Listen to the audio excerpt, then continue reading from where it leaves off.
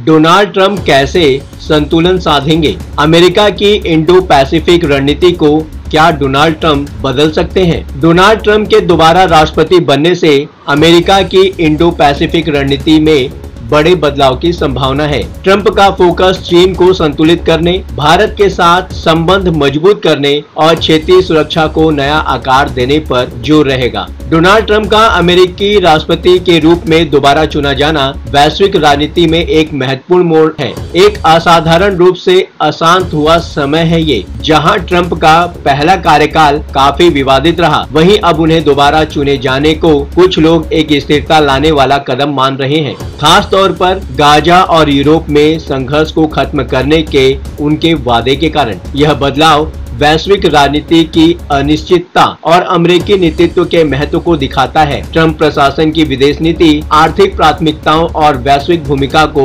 लेकर अभी से अटकलें शुरू हो गई हैं। नमस्कार, आप देख रहे हैं न्यूज कॉल 24। देश दुनिया की हर छोटी बड़ी खबर सीधे आपके स्क्रीन पर। न्यूज कॉल 24 के खास प्रोग्राम प्राइम अपडेट पर आपका स्वागत है। बात समझनी है तो पूरी सुननी पड़ेगी। नई सोच और नए नजरिए को लेकर मैं हूँ आपके साथ सुशील गिरीश। आज की दुनिया में गलत जानकारी और अफवाहें हर जगह फैल रही हैं। न्यूज कॉल 24 के परिवार का हिस्सा बनने के लिए इस चैनल को सब्सक्राइब करें और नोटिफिकेशन में जाकर बेल का आइकन दबाना बिल्कुल ना भूलें। सच के साथ सच को समझने के लिए वीडियो में आखिरी तक बने रहिए। इंडो पैसिफिक पर फोकस होगा। ट्रंप प्रशासन की प्राथमिक विदेश नीति का केंद्र बिंदु इंडो पैसिफिक क्षेत्र होने की संभावना है। पिछले कार्यकाल में ट्रंप की इंडो पैसिफिक रणनीति का मुख्य जोर अमेरिका के हितों की सुरक्षा पर था और यह रुख इस बार भी जारी रहेगा। उम्मीद है कि उनकी रणनीति 3 महत्वपूर्ण बिंदुओं पर केंद्रित होगी। अमेरिका की समृद्धि को बढ़ावा देना, शक्ति के माध्यम से शांति बनाए रखना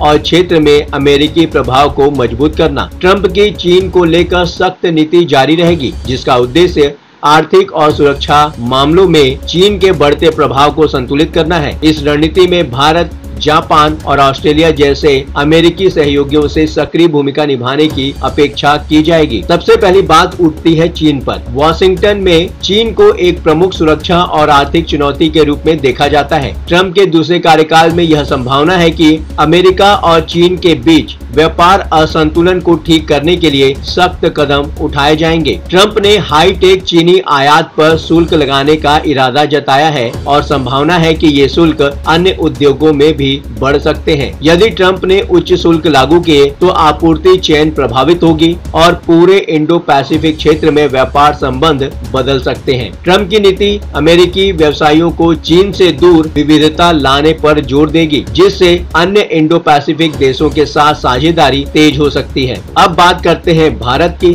तो भारत ट्रंप की इंडो पैसिफिक रणनीति में एक महत्वपूर्ण साझेदार है। ट्रंप ने अपने चुनाव प्रचार के दौरान प्रधानमंत्री नरेंद्र मोदी के साथ मजबूत संबंधों पर जोर दिया था। ट्रंप प्रशासन के तहत रक्षा, तकनीकी और अंतरिक्ष सहयोग को प्राथमिकता दी जाएगी। अमेरिका भारत के बीच मौजूदा पहले जैसे आईसेट यानी कि India US initiative on critical and emerging technologies और इंडेक्स एक्स को और बढ़ावा मिलने की उम्मीद है। अमेरिकी कंपनियों के साथ तकनीकी सहयोग, विशेष रूप से साइबर सुरक्षा और क्लीन एनर्जी के क्षेत्र में भारत को इंडो पैसिफिक क्षेत्र में एक मजबूत ताकत बना सकता है। खास तौर पर अमेरिका भारत के रक्षा संबंधों में और अधिक मजबूती देखने को मिल सकती है। अमेरिका क्षेत्रीय सुरक्षा की जिम्मेदारियों को साझा करना चाहता है और ऐसे में भारत की भूमिका इंडो पैसिफिक स्थिरता में बड़ी होगी। ट्रंप के दूसरे कार्यकाल में इंडो पैसिफिक क्षेत्र में आर्थिक पुनर्संतुलन की उम्मीद की जा सकती है, खासकर अमेरिका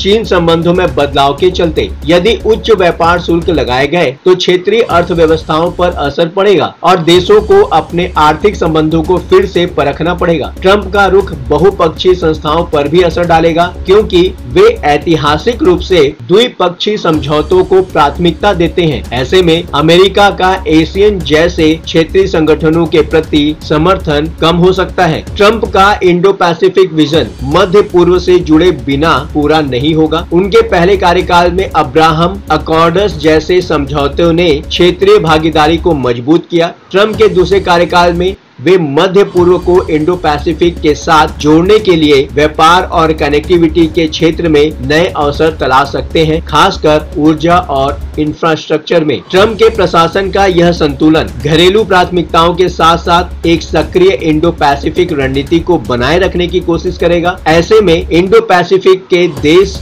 इस चुनौती का सामना करेंगे कि वे चीन पर अपनी निर्भरता और अमेरिका के साथ सामरिक साझेदारी के बीच संतुलन कैसे बनाए रखें। बातों ही बातों में मुद्दे की बात हो जाती है। ये प्लेटफॉर्म है जनता का, आपका, आपकी आवाज उठाने का। अब आपकी बात नहीं रहेगी अनसुनी। आपकी सलाह, आपकी राय हमारे लिए मायने रखती है। खुलकर अपनी बात रखें, कमेंट करें और अपनी प्रतिक्रिया अवश्य दें। अभी तक आपने चैनल को सब्सक्राइब नहीं किया है तो देर किस बात की। चैनल को अभी सब्सक्राइब करें, नोटिफिकेशन में जाकर बेल का आइकन प्रेस करना ना भूलें। आज के लिए बस इतना ही। लगातार खबरों के लिए बने रहिए न्यूज़ कॉल 24 के साथ।